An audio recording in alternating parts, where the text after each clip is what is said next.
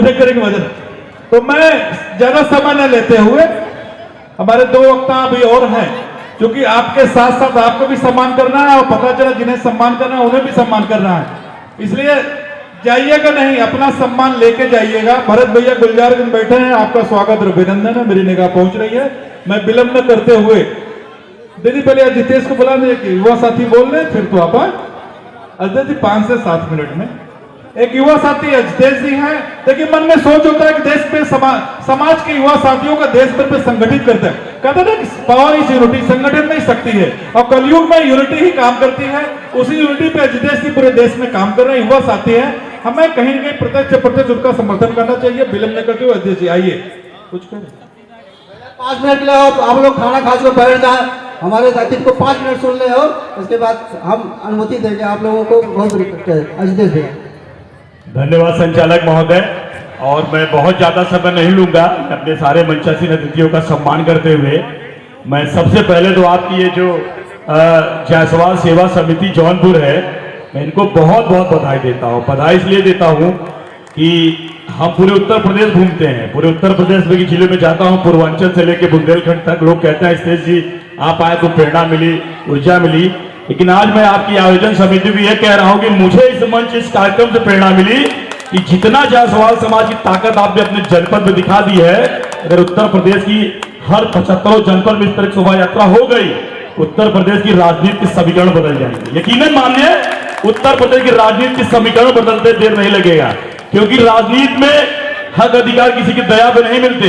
राजनीति में हक अधिकार हमेशा आपकी एकता और जन समर्थन पे मिलता है। ये जो जन समर्थन का सैलाब आपने 3-4 किलोमीटर का आज उत्तर प्रदेश की जौनपुर की धरती से दिखाया है, इसकी तस्वीरें जब कल से वायरल होंगी सोशल मीडिया पे, इसके जब वीडियो वायरल होंगे सोशल मीडिया पे, तो मुझे लगता है कि जो पूर्वांचल का केंद्र होगा, राजनीति का केंद्र होगा, लखनऊ से दिल्ली तक, लोग सोचेंगे यार जौनपुर में जायसवालों को हमने दिया क्या है, इस भीड़ को हमें लेना है। मैं जब आया तो यहाँ पता लगाया कि यहाँ चेयरमैन कोई जायसवाल है, कोई विधायक जायसवाल है, तो मालूम चला न कोई चेयरमैन है न कोई विधायक है। मुझे बड़ा दुख हुआ, लेकिन कार्यक्रम की ऐतिहासिक सफलता को देखते हुए मुझे यकीन है कि जो राजनीति में सत्ता में है और बिना सत्ता में है, वो आपकी भीड़ को, आपकी ताकत को, आपके इस जनसैलाब को निश्चित रूप से मन में कचोटते हुए दर्द कि यार ये भीड़ हमारे साथ कैसे आएगी, की चिंता करेगी। अब बहुत न बोलते बस इतना कहना चाहता हूं कि आपको बहुत हृदय से धन्यवाद।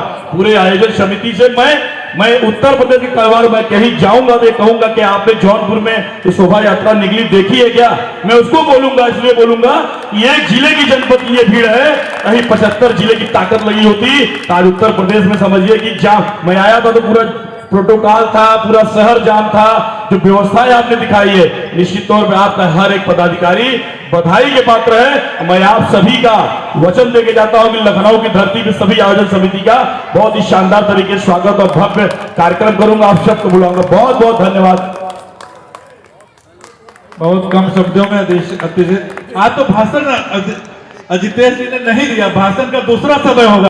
आज जौनपुर में आके मुझे बहुत खुशी हुई, जिस तरह से हमारे जायसवाल समाज की यहाँ पे संख्या रही कार्यक्रम में, हजारों की संख्या में महिलाएं रही, हजारों की संख्या में युवा रहे, और 3-4 किलोमीटर का लंबी पदयात्रा हुई शोभा यात्रा में, तो अपने आप एक प्रेरणा है। पूरे जायसवाल समाज को जौनपुर की ताकत प्रेरणा लेनी चाहिए और समाज को कैसे जगाया जाए, समाज के बीच कैसे जोश भरा जाए। आज इस मंच से प्रेरणा पूरे उत्तर प्रदेश से जायसवाल समाज के लिए।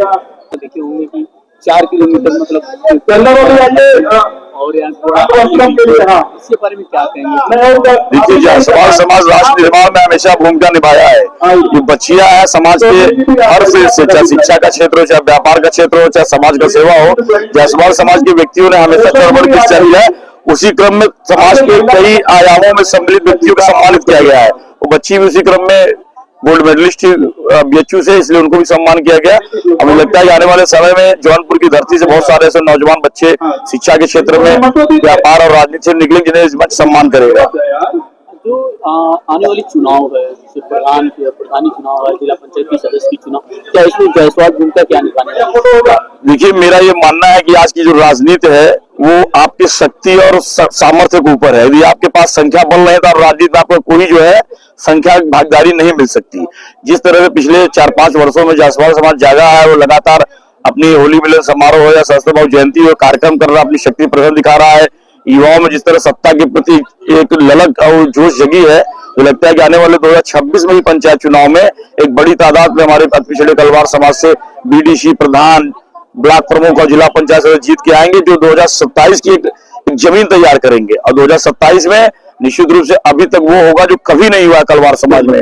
इस बार पहली बार 4 विधायक चुन के आए, और आजादी के बाद देश की राजनीति में उत्तर प्रदेश में 4 विधायक चुन के आए, मगर उत्तर प्रदेश में 2027 में कम से कम 10 विधायक जायसवाल समाज के चुन के आएंगे। इसका हम सब नौजवान साथी, जायसवाल युवा मंच हो या जायसवाल सेवा समिति या अन्यत्र कोई संगठन हो, सब मिलकर खाना है कि अब की बार जायसवालों को अधिक से अधिक विधायक बनाना है। बिहार में चुनाव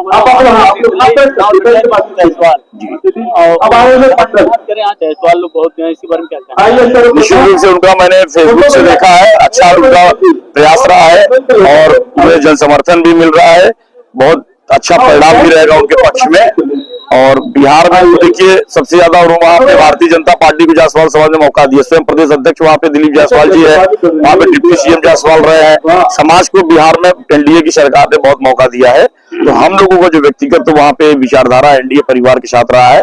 मगर जहाँ रितु जायसवाल जी की बात है, उन्होंने भी खूब मेहनत की है और ईश्वर मेहनत का परिणाम सबको देता है। Thank you so much.